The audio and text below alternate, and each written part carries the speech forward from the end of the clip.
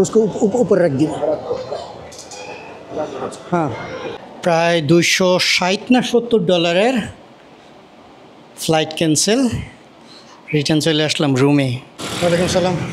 ए तुम्हार मोबाइल। लब्बैक लब्बैक ला शरीक लक लब्बैक इन्नल हम्दा one निअमता luck वल मुल्क ला शरीक लक लब्बैक अल्लाहुम्मा लब्बैक। खालिद मिया हाजी साहेब কি অবস্থা ভাই? চলো চলো চলো চলো। আসসালামু আলাইকুম, আপনাদের সকলকে স্বাগত জানাই অনেক দিন পরে আবার ব্লগে। তো আমি গত 1 মাস যাবৎ আফগানিস্তান থেকে পাকিস্তান আসার পরে এই ইসলামাবাদ হোটেলে ছিলাম। কিছু ভুলও হয়েছে, মূলত ভিসার জন্য দৌড়াদৌড়ি। ধরেন আমি ভিসা করতে চাই এই পথে, তো ভিসা পাওয়া যাইতেছে ওই পথে। তারপরে হচ্ছে মানে বিভিন্ন দেশে ভিসা টিসা নিয়ে দৌড়ঝাঁপ করতে করতে করতে করতে এখনও সমাধান হয় নাই। তো এখন সময় হচ্ছে পাকিস্তান এবং আফগানিস্তানকে বিদায় দেওয়ার। তো আমি এই মুহূর্তে আসছি হচ্ছে ইসলামাবাদে। ইসলামাবাদ থেকে এখন আমি যাইতেছি হচ্ছে করাচি যাওয়ার পরে 3 দিকে রাস্তা আছে 3টা দেশের জন্য। যেইটার ভিসা আগে হয়ে যাবে, একটা অলরেডি হয়েছে বাট ওইটা দ্বীপের মধ্যে, তো যেটা আগে হবে ওইটাতেই হচ্ছে মুভ করব। তো এখনও বলতে পারতেছি না মূলত কোন দেশে যাইতেছি। তো ভিডিও কন্টিনিউ করেন, তারপরে সব জানতে পারবেন।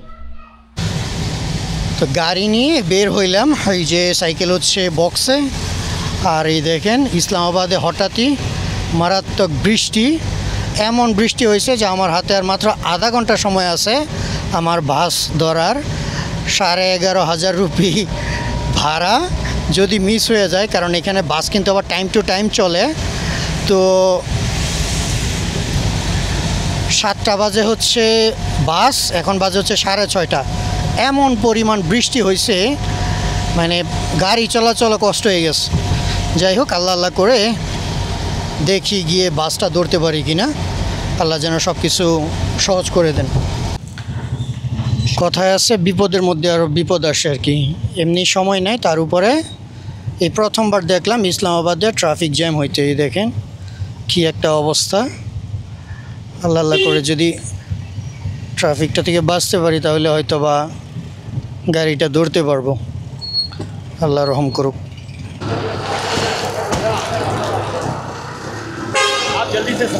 জি জি জি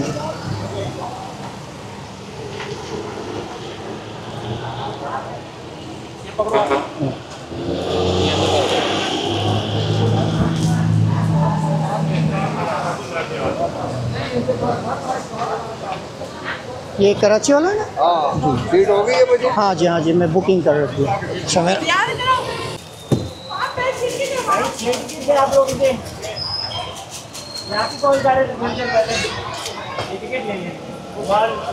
मैंने आपको कॉल दिया था, शायद ये गाड़ी में था।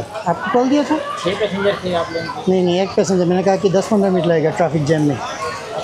हाँ शुक्रिया। बात निकलने लगी है ये बहुचर। नमाज पढ़ने आज नमाज के लिए गाड़ी नहीं रुकेगा, ज़रूर रुकेगा।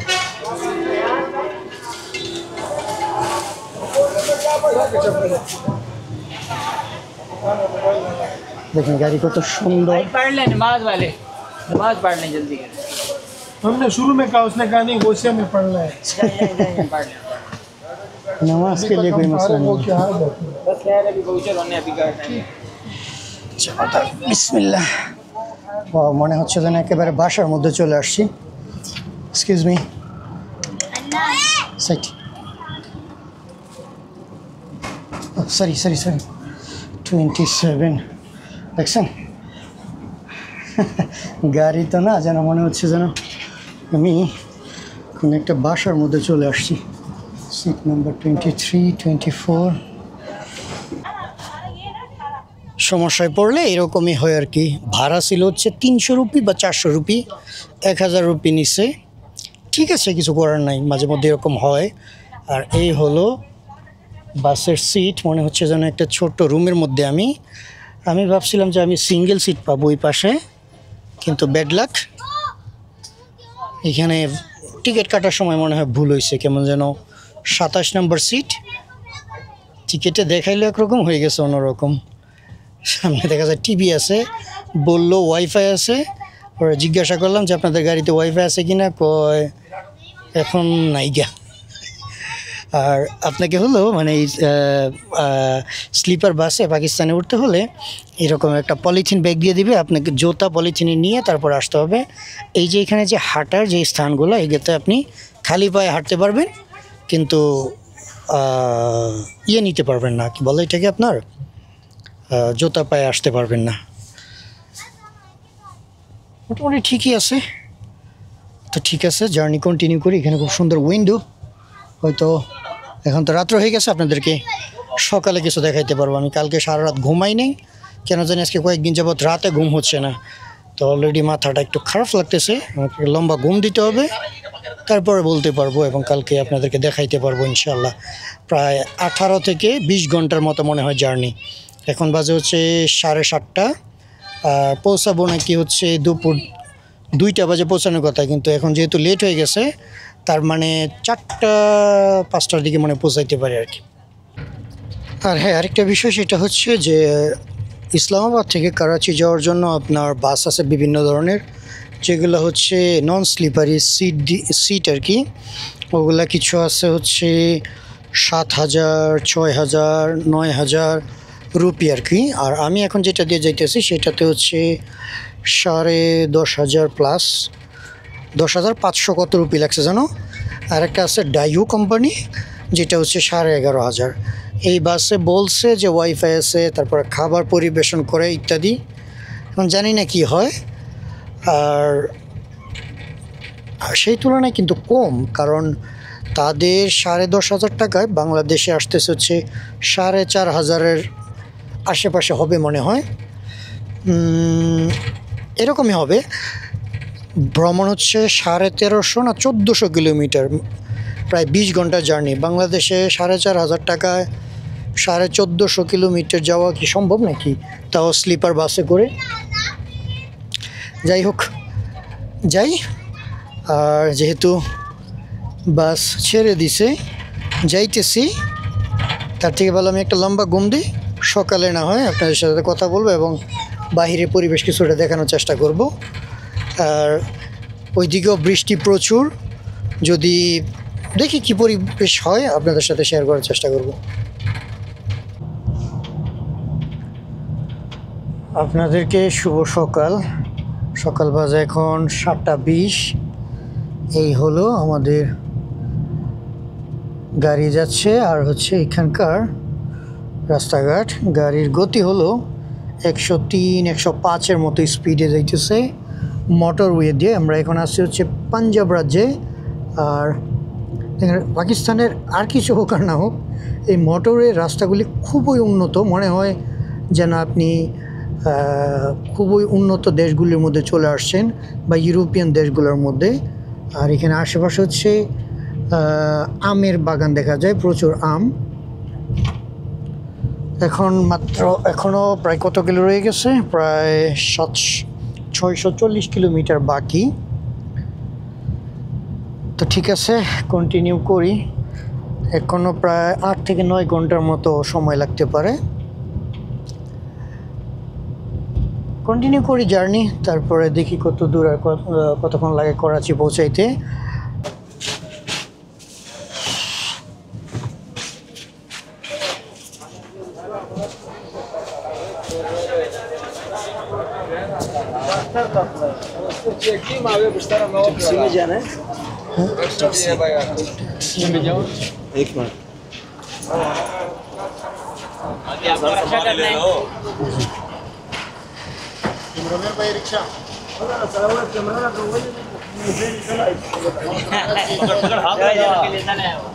ऐसे नहीं खड़े होंगे, भाई इसको नीचे होगा, पीछे कर दो। इधर ऊपर ऊपर ऊपर भाई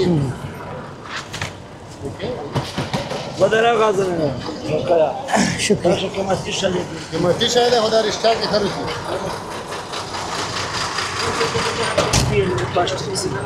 गाड़ी देखिए मुझे जाना है मॉडल कॉलोनी एयरपोर्ट के पास। मॉडल कॉलोनी सही है सही। मैं गया था आपका अफगानिस्तान में, अभी अफगानिस्तान से आया जी।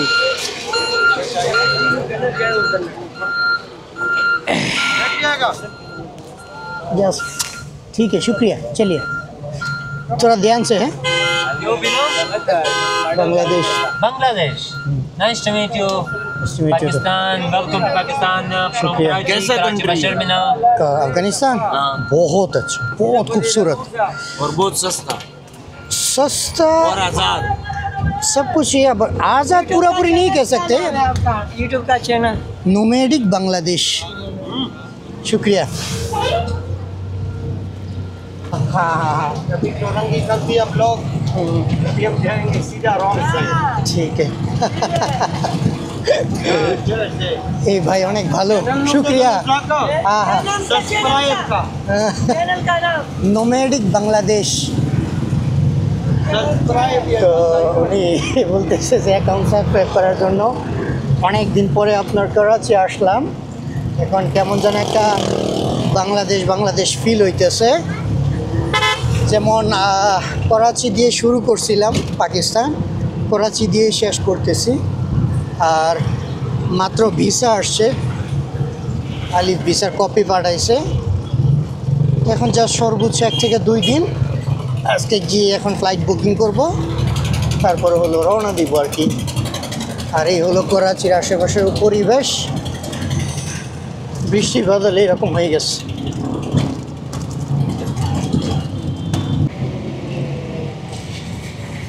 প্রায় মনে হয় 6-7 মাস পরে আসলাম कराची।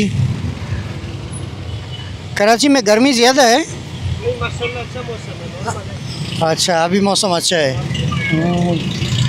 मैं जब पिछले अक्टूबर में आया था, अक्टूबर या नवंबर, अक्टूबर में शायद बहुत गर्मी थी।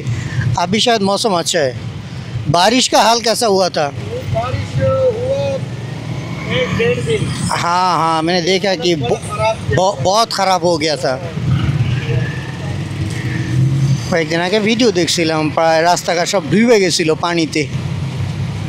আসলে করাচি হলো সমুদ্র বন্দরের এলাকা, তার উপরে হচ্ছে রৌদ্র, প্রচুর গরম, সব কিছু মিলিয়ে মানুষের মন মেজাজ খেটখেটা টাইপের থাকে আর কি করাচিতে।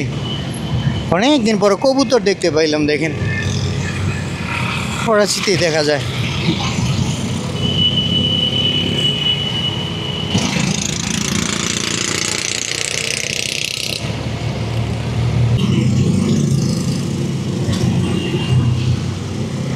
করাচিতে প্রচুর পরিমাণে কবুতর দেখা যায়।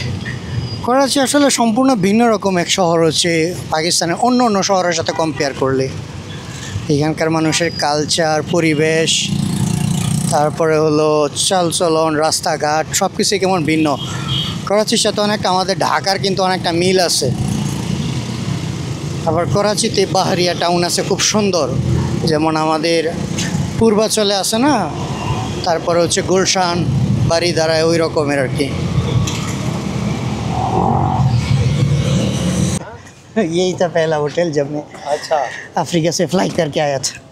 इधर आया था। हाँ इधर ही आया था, ये लोग मेरे को जानते भी नहीं। एक मिनट मैं बात की। अस्सलाम वालेकुम। अस्सलाम वालेकुम।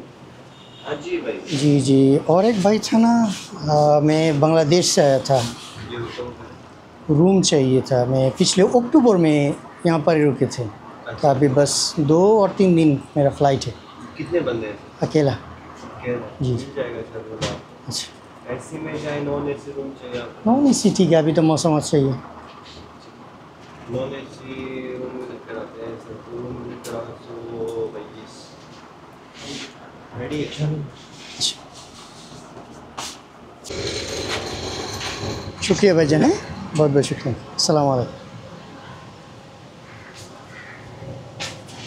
যাই হোক, এই যে রুমটা পাইলাম, এই হোটেল দিয়েই মূলত আমার পাকিস্তানের যাত্রা শুরু। এখান থেকে এয়ারপোর্ট হচ্ছে কাছে, আর এটা দিয়ে সম্ভবত শেষ হইতেছে। ভাড়া চাইছিল হচ্ছে 4500 রুপি, বাট আমি ওনাকে সব কিছু দেখাইছি যে আমি এখানেই ছিলাম 3000 রুপিতে।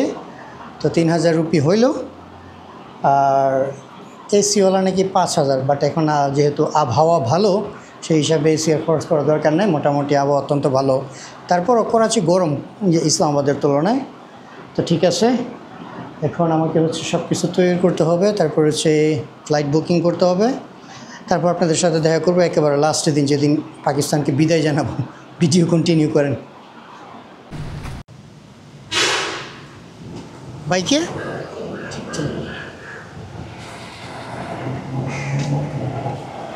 सॉरी थोड़ा सा टाइम लग गया। तो बाइक का हालत ऐसे क्यों है? नहीं रखें तो लोग ले जाता है यार।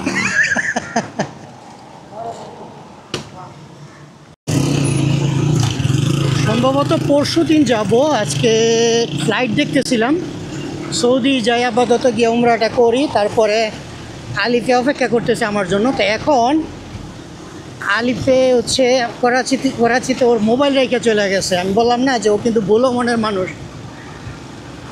আফগানিস্তানের রাজধানী কাবুলে মনে আছে যে লাস্ট ভিডিওতে বলছিলাম ও কী যেন রেখে গেছিলো, চার্জার রেখে গেছিলো। এখন বলতেছে যে ভাই আমি আমার অ্যান্ড্রয়েড মোবাইল রেখে গেছি, এই মোবাইল নিয়ে আসে। তো এখন আলিফের মোবাইলের জন্য এই যে মোটরসাইকেল দিয়ে যাইতেছি প্রায় 15-16 কিলোমিটার।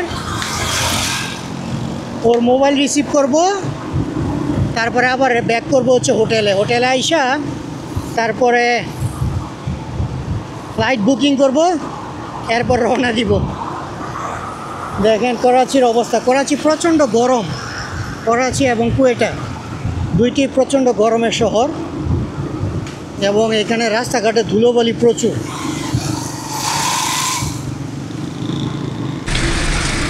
আমার কাছে মনে হইতেছে যে আমি যেন ঢাকায় গুলিস্তানের ফার্ম গেটে চলে আসছি ভাই। চোখে চশমা লাগায় শান্তি নাই, রাস্তাঘাটে ধুলাবালি। আবার করাচিতেই কিন্তু কয়েকটা জায়গা আছে অত্যন্ত সুন্দর, পরিষ্কার পরিচ্ছন্ন। এরকমের পরিস্থিতিতে মানুষের মন মেজাজ খুব খ্যাটখাটা থাকে। রাস্তাঘাট, আমার এই ড্রাইভার বাইকে মোটর ড্রাইভারকে কি জিজ্ঞাসা করলাম, উনি বলতেছে যে এইখানে মোটরসাইকেল ভালো থাকে না, কারণ এই শহরের মধ্যে বেশি দিন ভালো ঠিকঠাক মানে ভালো থাকে না আর কি मोटरसाइकिल। यहाँ पर मोटरसाइकिल भी बहुत चोरी होता है ना, এই জন্য তারা দামি মোটরসাইকেলও কিনে না এই করাচিতে।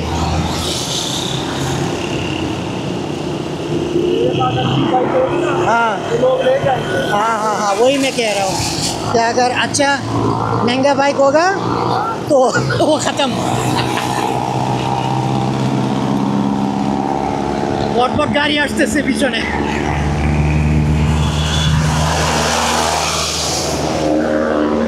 সবারই তারা উড়া।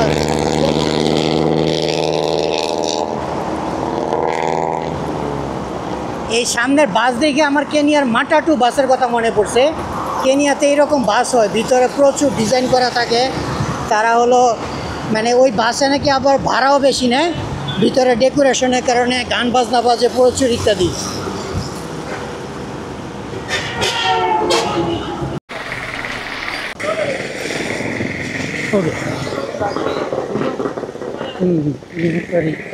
दुकान होगा शायद, फ़ोन करता। हाँ यही दूध का दुकान कौन सा था ये वाला?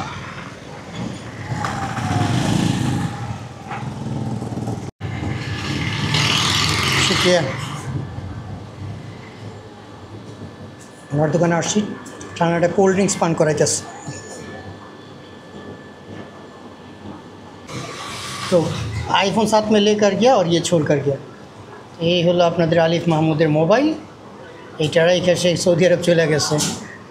জানেনই তো যে ওর ফ্লাইট মিস হয়েছিল, তো এটা নেওয়ার জন্য আর কি এখন এই রোদের মধ্যে আসা। আর তাদেরকেও ধন্যবাদ ঠান্ডা কোল্ড ড্রিঙ্কস পান করানোর জন্য। ঠিক আছে, এখন আবার রওনা দিই। ওয়ালাইকুম সালাম। এই তোমার মোবাইল।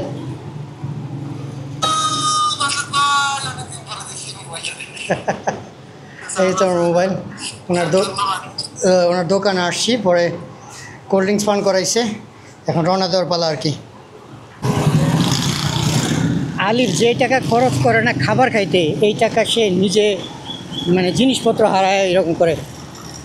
ওই দিন ইসলামাবাদ থেকে আসার পথে স্পিকার রেখে এসে পড়ছে। কাবুলে আমি ছিলাম দেখা চার্জারটা নিয়ে আসতে পারছি, অ্যাঙ্কারের চার্জার আইফোনের। আজকে মোবাইল রেখে গেল। তারপরে সৌদি গিয়ে মাইক কিনছে, মাইক হারায় ফেলছে। এখন বলতেছে যে ভাই পাকিস্তানে যদি মাইক সস্তা হয় তাহলে নিয়ে আসেন আমার জন্য। এখন আলিফের জন্য মাইক কেনার জন্য যাইতেছি মার্কেটে, গিয়া দেখি যদি সস্তা পাই তাহলে কিনবো, আর নয়তো সোজা চলে যাবো আর কি। অবশ্য একটা জিনিস ভালো হয়েছে, সেটা হচ্ছে যে এই চক্করে করাচি শহরটা দেখতে পারতেছেন। এর আগে যখন আমি আসছিলাম তখন তেমন ঘোরা হয় নাই। আর এমনি তো আমি মানে শহর তেমন ভালো লাগে না। পাহাড় অত্যন্ত পছন্দ, শান্তশিষ্ট অঞ্চলগুলো অত্যন্ত পছন্দ। আর করাচির মতো ময়লা, তারপরে হলো এমন অবস্থার শহরের মধ্যে ভ্রমণ ভুলেও ভালো লাগে না।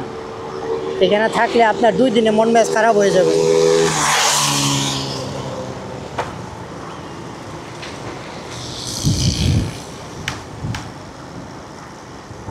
ये जगह का नाम था कोरंगी, है ना?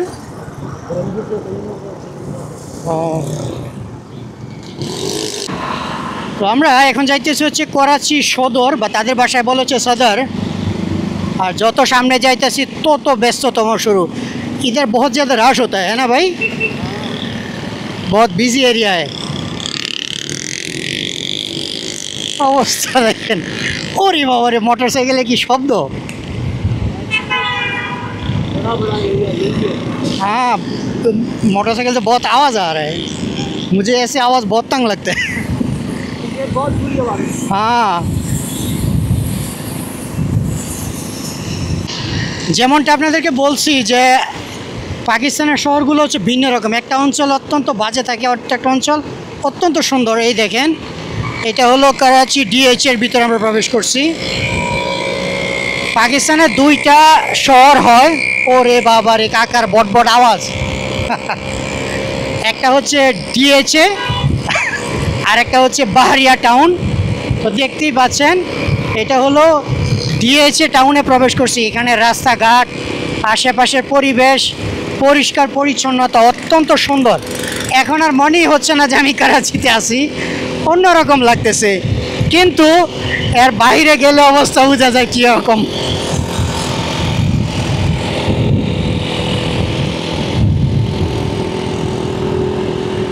এই টেম্পোগুলোর শব্দ অত্যন্ত বিরক্তিকর।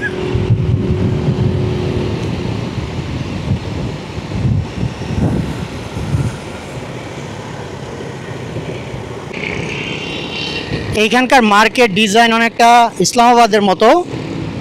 এই পাশেও দেখেন কত সুন্দর পরিষ্কার পরিচ্ছন্ন গাছপালা, কিন্তু গরম অনেক। বাট পরিবেশ পরিষ্কার, পরিবেশ এবং এখানকার ডিজাইনগুলো খুব সুন্দর। আর এই মাইকের শব্দের জন্য কথাই বলা যায় না। অত্যন্ত রাশ মানুষ, সবাই অত্যন্ত ব্যস্ততম। আমাদের ঢাকার মতো, আমাদের ঢাকায় যেমন মানে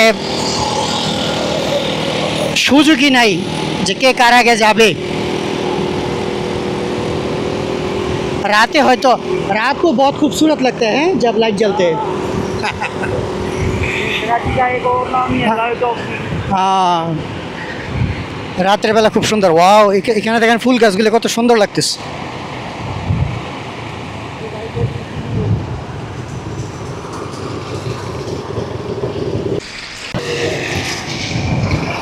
এটা হলো খ্রিস্টান সম্প্রদায়ের কবরস্থান। দেখেন কত বড় ক্রস, বিশাল বড় কবরস্থান।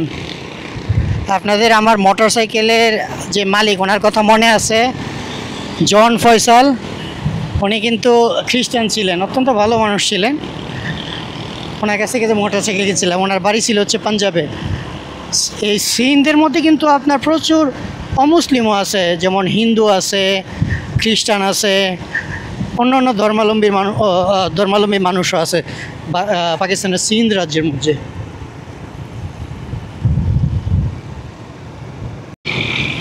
করাচি সদরের একটা বিষয় হচ্ছে যে এটা ঐতিহাসিক শহর। এখানে আপনি আসলে ঐতিহাসিক বিল্ডিং দেখতে পারবেন। এই দেখেন কত পুরাতন ডিজাইনের বিল্ডিংগুলো এখনও, এখন কিছু কিছু রয়ে গেছে, আর বাকি অধিকাংশ বিল্ডিংগুলো প্রায় মনে হয় ধ্বংস হয়ে গেছে, প্রায় 100 বছর পুরাতন, সেই ব্রিটিশদের সময়ের তৈরি।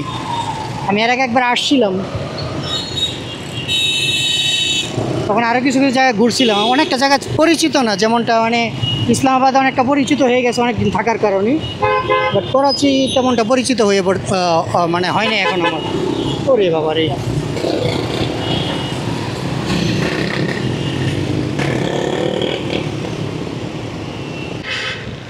তো আমরা চলে আসছি হচ্ছে সেই মার্কেটের কাছে।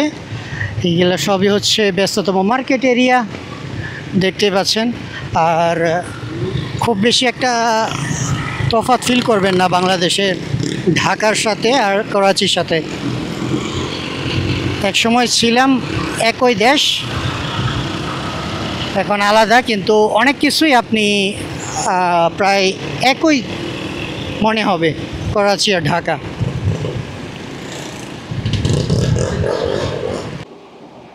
আজকে সারাদিন প্রচণ্ড ব্যস্ততম গেছে। চলে আসছি আমার রুমে। এই যে আলিফের জন্য ল্যাপটপ কিনছি।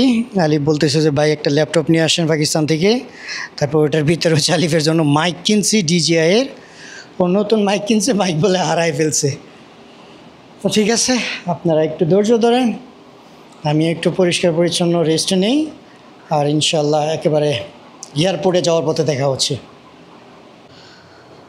আচ্ছা, তাহলে সময় হয়েছে পাকিস্তানকে বিদায় দেওয়ার। পাকিস্তান আফগানিস্তান দোনোটাকেই। এখন বাজে হলো রাত্র 4:45। আমার ফ্লাইট হচ্ছে 6:50-এ। এখান থেকে মাত্র 2 কিলোমিটার হচ্ছে এয়ারপোর্ট। তো ব্যাগ গুছাই নিলাম, সাইকেলের বক্স নিচে রাখা। এখন এখান থেকে একটা সোজা ট্যাক্সি নিব, চলে যাবো হচ্ছে এয়ারপোর্টে। তারপরে হচ্ছে বোর্ডিং পাস, বাকি সব কিছু শেষ করতে হবে। তারপরে দেখি আল্লাহ তাআলা আগে কি রাখছে এবং সফর কেমন যাইতেছে আর কি। ঠিক আছে, চলুন কন্টিনিউ করি। ঠিক আছে, শুক্রিয়া।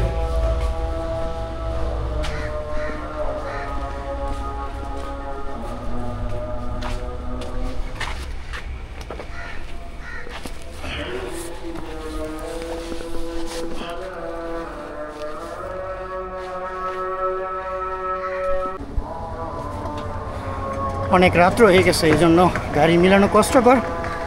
এই রিক্সা পাইলাম, তারা বলে হচ্ছে রিক্সা, আমরা যেগুলোকে CNG বলি আর কি। ঠিক আছে, যাই, কি আর করার। হ্যাঁ, उसको ऊपर रख दिया। हाँ, ऐसे नहीं, ऐसे हैं ऐसे सीधा ऐसे। ओ अच्छा अच्छा, समझे बात? शुक्रिया। नहीं, जी जी जी, तो आपको पैसा दे रहा हूँ आपके।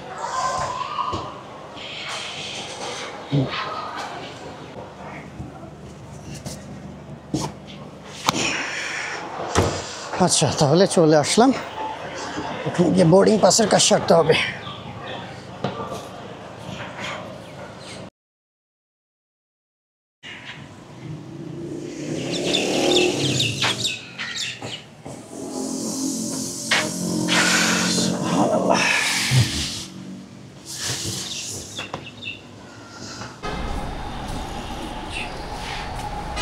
শুক্রিয়া ভাইজান।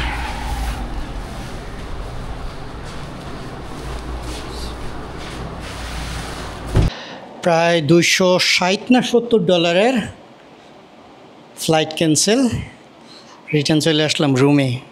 প্রশ্ন হলো যে কী কারণে চলে আসা, তাই না? আলিফ একটা ভিডিও বানাইছিল, তার সাথে কি হয়েছিল, ওইটাতে কিছু বিষয় আলিফের ঠিক ছিল, কিছু বিষয় আলিফের ভুল ছিল। আলিফের ভুল আর বিষয়টা ছিল হচ্ছে এটাই যে ও যে ফ্লাইটে করে যাবে, ওই ফ্লাইটের মধ্যে 158 সেন্টিমিটার পর্যন্ত বাইসাইকেল এলাও, অর্থাৎ এই সাইকেল যাবে না। মনে করেন এটার অর্ধেকটা যতটুকু হয় ততটা না, তার থেকেও মানে একটু বড় হবে আর কি। মনে করেন 3 ভাগে 2 ভাগ এরকমের। তো আলিফের সাইকেল বড় দেখে ওই এয়ারলাইন্সে এলাও না, ওইটা কার্গো করতে হয়, এর জন্য আলিফের সমস্যা হয়েছিল। বাট আমার সাথে এখন যা হয়েছে, আমি এয়ারপোর্টে পৌঁছাই হচ্ছে আমার ফ্লাইট ডিপার্চারের 1 ঘন্টা 50 মিনিট, মানে 6:50 হচ্ছে আমার ফ্লাইট, আর আমি পৌঁছাই হচ্ছে 5টা বাজে গিয়ে পৌঁছাই। তো গেলাম, যাওয়ার পরে সব কিছু স্ক্যান করলো। এই বক্সটারে 3বার স্ক্যান করাইছে, একবার বের করছে, আবার স্ক্যান করাইছে, আবার বের করছে, স্ক্যান করাইছে। আর ওই ব্যাগের মধ্যে ছিল হচ্ছে চেইন। তো এই চেইন বলতেছে যে আপনার ওই ব্যাগের মধ্যে মেটাল কি? তো আমি বললাম যে প্যাডেল। পরে খুলে দেখাইলাম, কই না এইটা না, এইরকম এক গোল আকারের মেটাল কি। আমি বললাম ও আচ্ছা আচ্ছা। পরে চেইন খুলে দেখাইলাম, পরে বুঝতেছে। পরে বলতেছে কি সাইকেল তো যাবে না। আমি কই কেন যাবে না? সাইকেল তো যাবে, কারণ আমি সাইকেল নিয়ে ভ্রমণ করি। আর আজকে প্রায় 3-3.5 বছর আমি আসছি এই করাচি এয়ারপোর্টে, এবং এই সাইকেল নিয়ে আসছি। তারপরে এরকম বলার পরে বলতেছে এটা খুলতে চেক করতে হবে। আমি বললাম আচ্ছা ঠিক আছে, আমি খুলে দিই। বলতেছে না, তার আমার সাইকেলের নাট খুলবে, বোল্ট খুলবে, ওই যে সামনে যে সাসপেনশন হয় না, যে সাসপেনশন যেটা আর কি, অর্থাৎ ফর্ক বলা হয়, ওইটার ভিতরে হাওয়া দেওয়া আর কি, ওইটা খুইলে তারপরে দেখবে। মানে এইটা খুলতে গেলে তো এটা মেকানিকের কাছে, ওইটা তো আমি পারবো না।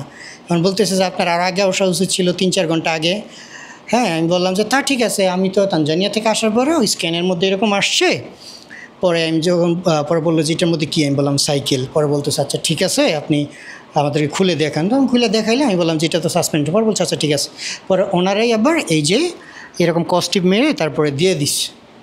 তো আমি তাদেরকে বুঝাইলাম, বলতেছে যে না, আমাদের এখানে 1 সপ্তাহ আগে অর্ডার আসছে যে আপনারা সব পার্টস যেটাতে মেশিনে না আসবে এটা পার্ট টু পার্ট চেক করার জন্য। পরে আমি বললাম দেখেন, আমি বাংলাদেশ থেকে আসছি, আপনাদের পাকিস্তান ট্রাভেল করছি, নিজে দেখছি, দুনিয়াকে দেখাইছি, আমি ব্লগিং করি। বলার পরে কেউ কারো কোনো কথা শুনতে চায় না। আমি এমনভাবে বুঝাইলাম, দেখেন আমি একজন বাংলাদেশি, আপনার দেশে আসছি ঘুরতে, তো আমি তো আর আপনার এইটার মধ্যে তো আর মন্দ কিছু হওয়ার কথা না এইটুকু জিনিসের জন্য। পরে আমি বলতেছি যে আপনি কি আমার ওই সাসপেন্ড খুলে খুলে দেখবেন? বলতেছে হ্যাঁ, আমাদের এটা খুলে দেখতে হবে। আমি বললাম এটা খুললে এটাকে লাগানো সম্ভব? পরে বলতেছে যে এটা কার্গোতে যাবে। আমি বললাম যে না, আমি এই জন্য বেশি টাকা দিয়ে ফ্লাইট নিছি যেটাতে আমার বাইসাইকেল অ্যালাউ করে। এমনকি আমার ফ্রেন্ড একই রাস্তায় গেছে। পরে বলতেছে যে কবে? আমি বললাম যে প্রায় সপ্তাহ 3 মতো হয়ে গেছে এই সেম ফ্লাইট, সেম রোড। কারণ আমার রোড ছিল হচ্ছে গালফ এয়ারলাইন্সে, করাচি থেকে বাহরাইনে গিয়ে 3 ঘন্টা ট্রানজিট হওয়ার পরে তারপরে সোজা হচ্ছে জেদ্দায় আমার ফ্লাইট। কেউ আমার কোনো কথা শুনে নেই, তাদের ব্যবহার অতটা ভালো লাগে না। আমি এমনভাবে বুঝাইলাম। তারপরে হচ্ছে সম্ভবত মিলিটারি পার্সন আসছিল। এবার বলতেছে তোমার তো বোর্ডিং পাস শেষ। আমি বলবো দেখেন, আমি তো যতক্ষণ আসছি ততক্ষণে বোর্ডিং পাস হয়ে গিয়ে আর অনেক কিছু করতে পারতাম, কিন্তু একের পর এক রকমের। আর আমি এরকম না যে পাকিস্তানের এয়ারপোর্টে প্রথমবার আমি জীবনে বাইসাইকেলে ফ্লাই করতেছি। আমি এখন পর্যন্ত মনে হয় 4টা বা 5টা এয়ারপোর্টে ভ্রমণ করছি সাইকেল নিয়ে। কেউ আজ পর্যন্ত এরকম কিছু বলার নেই। আপনাদের কাছ থেকে যত শুনলাম। বলার পরে তারপরে সিনিয়র একজন আসছে, ওনাকেও বললাম। পরে তুই তাই করে কথা বলা শুরু করে দিস। পরে আমি বলছি আচ্ছা ঠিক আছে, সমস্যা নাই, ফ্লাইট ক্যান্সেল, আমি যাব না আপনাদের ফ্লাইটে। এই কথা বলে আমি চলে আসছি। তো যেহেতু সাইকেল নিতে পারি নাই, তো এখন সাইকেল এটা পাকিস্তানে রাইখা যাব। এই যে এক জায়গায় যাইতেছি, ওইখানে সাইকেল রাইখা যাব। তা আজকে হচ্ছে ঈদে মিলাদুন্নবী, আপনাদেরকে দেখাই পাকিস্তানে ঈদে মিলাদুন্নবী কী করে না করে রে ভাই। এগুলো ইসলাম না, আপনি যাই বলেন। এই গান বাজনা কইরা হই হুল্লোড় করে, এগুলো ইসলাম না। ঠিক আছে, আপনাদের দেখাই আমি। এই দেখেন গাড়ি ভর্তি, কী করতেছে না করতেছে।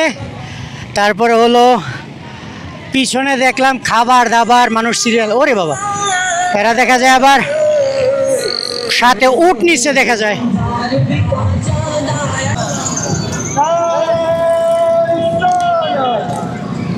কই থেকে পায় এগুলা আল্লাহ জানে। সৌদি হইলে এর পাইতো এখন।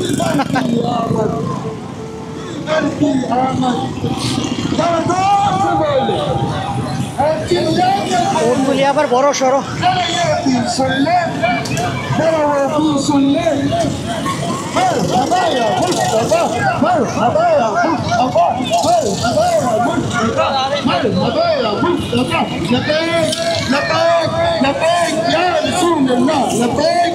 পাকিস্তানের সিন্ধ রাজ্যে প্রচুর উট আছে। जामा मस्जिद अंदर होशिया हंसिया अहले सुन्नत फौरंगी सोपटर की जानिब से ये जुलूस रवाता हुआ है। मस्जिद कमेटी की तरफ से तमाम आशिकान रसूल को जश्न मिलादुन नबी सल्लल्लाहु तआला अलैहि वसल्लम मुबारक हो। मस्जिद कमेटी की जानिब इंतजामिया की जानिब से और की आदर से हज़रत अल्लामा मौलाना हाफिज़ ज़कारी हमीद अहमद करीमी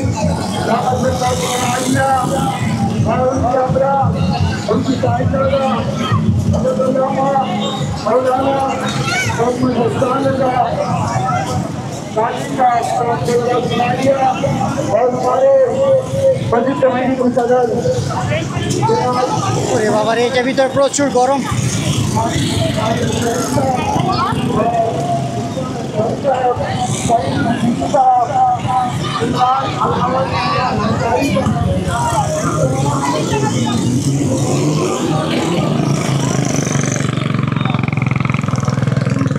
কই পাইছি ইসলামের মধ্যে এইসব জিনিস? এগুলো করলে আরো মানুষ ইসলাম নিয়ে ঠাট্টা করবে।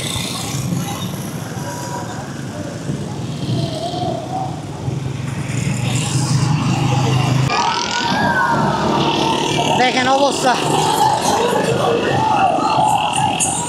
মনে হচ্ছে যেন গান বাজনার দিবস তৈরি করতেছে তারা। एक्सक्यूज मी, बात कीजिए। और सोहाई, क्या नाम है? सोहाई।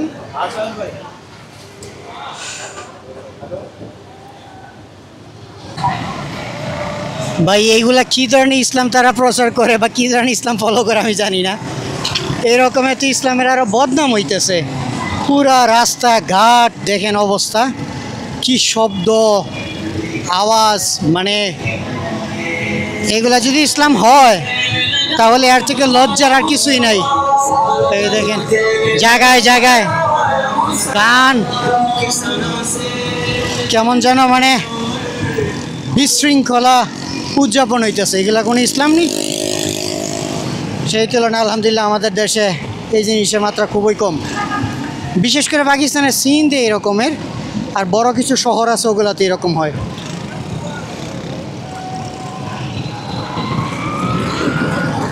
অবস্থা দেখেন, রাস্তায় চলাচল সমস্যা হয়ে গেছে।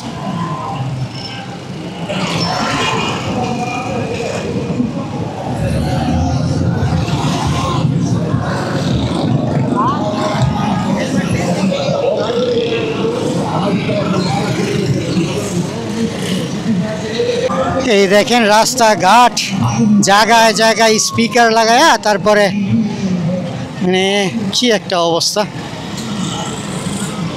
আপনি মধ্যপ্রাচ্যে এগুলো দেখতে পাবেন না। আমি আফ্রিকাতেও দেখছি। পাকিস্তান আসার সময় দার এস সালামে দেখে আসছিলাম।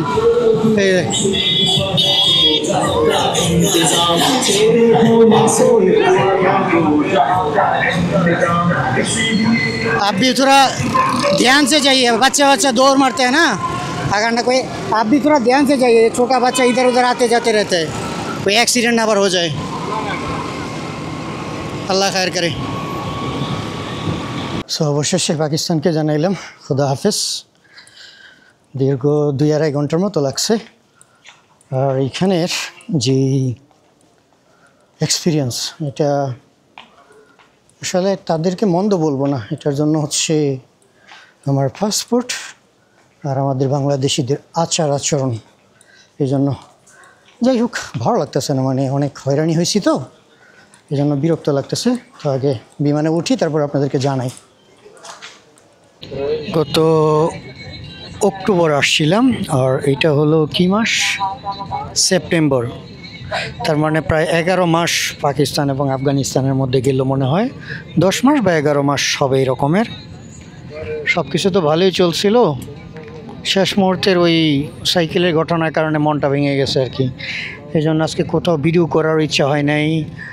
আজকে এইখানে যেই আছে মানে ইমিগ্রেশন, তারপর হচ্ছে এয়ারপোর্টের শুধুমাত্র বাংলাদেশি পাসপোর্ট হওয়ার কারণে যেই পরিমাণ চেকিং করতে হয়েছে, এটা আমাকে অনেক কষ্ট দিছে।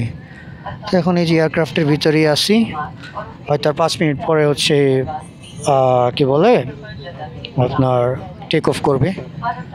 তো ঠিক আছে, গিয়ে আল্লাহ আল্লাহ করে সৌদি পৌঁছাই, তারপরে দেখি কি বলা যায় আর কি করা যায়। لبيك اللهم لبيك لبيك لا شريك لك لبيك إن الحمد والنعمة لك والملك لا شريك لك لبيك اللهم لبيك لبيك لا شريك لك لبيك إن الحمد والنعمة لك والملك لا شريك لك لبيك اللهم لبيك لبيك لا شريك لك لبيك إن الحمد আল্লাহ হাফেজ পাকিস্তান। والملك لا شريك لك لبيك اللهم لبيك। অবশেষে আলহামদুলিল্লাহ চলে আসছি হচ্ছে জেদ্দা শহর। আপনার বিমান থেকে দেখেন এই যে আমার জাহাজ টার্ন নিতেছে। ওরে বাবা, কেমন লাগে এই টার্ন নেওয়ার সময়। ওয়াও, এই দেখেন আকাশ থেকে পৃথিবী দেখতে কত সুন্দর। এয়ারপোর্ট কোথায়, বিমান মনে হয় টার্ন করতেছে।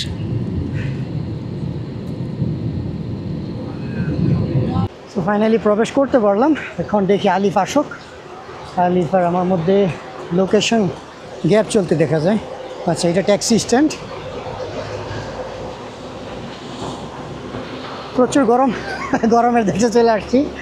তো দেখি কি করা যায়।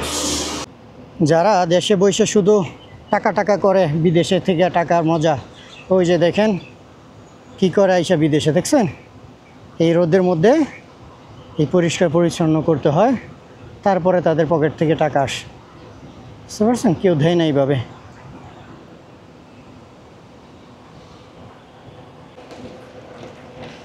আলিফ মিয়া, হাজি সাহেব, হাজি সাহেব, কি অবস্থা ভাই? চলো চলো চলো চলো। আরে আমরা এনে খারাপ রইছি, কোন জায়গায়? বেরোর লাগি আমরা রাইদারি না। ও পুলিশ আরেকটা রাস্তা বন্ধ করে রাখছে। হ্যাঁ ঠিক আর কি। পরে আমরা আবার তার কি ভিডিও আসসালামু আলাইকুম। সরি ভাইজান, বহুত হ্যাঁ আলহামদুলিল্লাহ। আচ্ছা আচ্ছা, ভালো নেই। আপনারা কষ্ট দিয়ে ফেললাম। না না, আমি চিনি না তোর ভাই। দুবাই দুবাই নাম্বার প্লেট লে চলে। ও আচ্ছা আচ্ছা, ইমিরাতের গাড়ি। আমি এমনি আয়া করছি। ও আচ্ছা, মাশাআল্লাহ।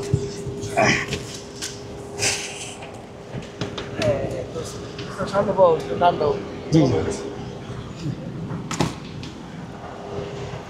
সামনে সামনে পাও।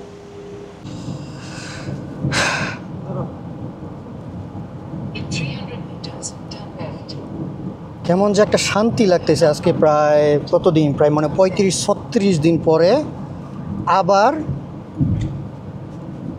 রাস্তার ছেলে, অর্থাৎ ভ্রমণ করার মানুষ, ভ্রমণের জন্যই নেমে পড়ছি। পাকিস্তানে সবশেষ আমার দম বন্ধ হয়ে আসতেছিল। এটা ভালো একটা এক্সপিরিয়েন্স আছে। হচ্ছে আলিফের, আলিফে প্রায় 1 মাস পাগল হয়ে গেছিল।